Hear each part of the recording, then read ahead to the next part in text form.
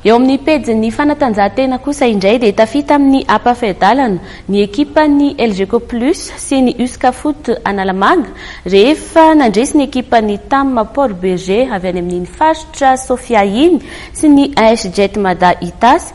Io tolakandro io nandritra ny ampavalindalana ny fiadina ny amboara nasionaly taranja baolina kitra na ny Telma Coupe de Madagascar natao tetsy amin'ny kianja ny Mahamasina.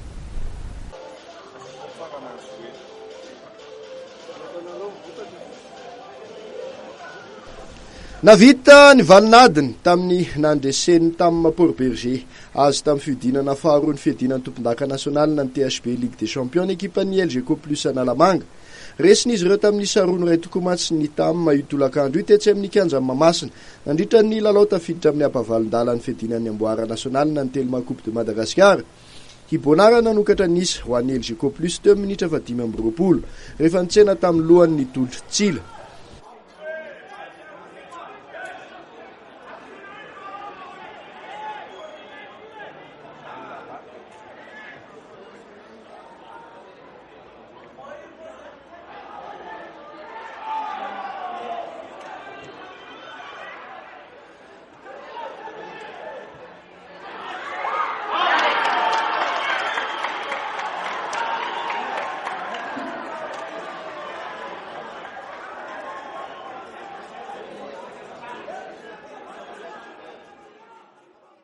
Teo amin'ny fizara-potoana faharoa dia niezaka napiditra ny but de KO ny LGK Plus tamin'ny fanafiana sesilany nataony.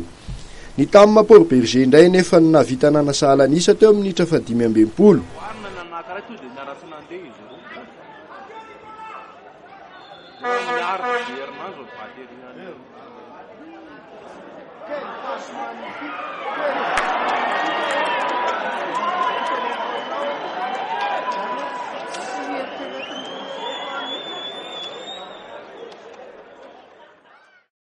Minitra taorin'izay nefa dia napiditra amin'ny baolina faharoa ny batan'ny fandresena Idino kapten'ny LGK Plus.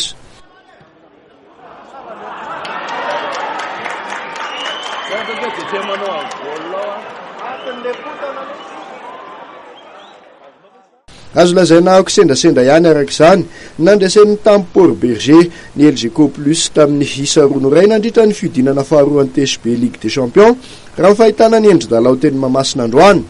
Nanjaka tokana tokoa matsy ny ekipa tompon-daka Analamanga tamin'ity fionana ity.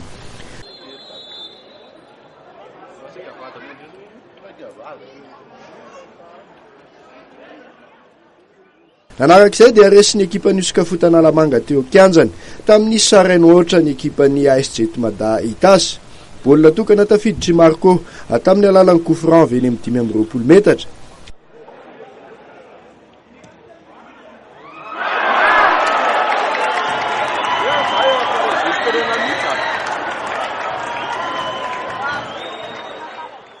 Samy tafita amin'ny ampaefadalana avokoa arak'izany ireto solotena Analamanga roa ireto.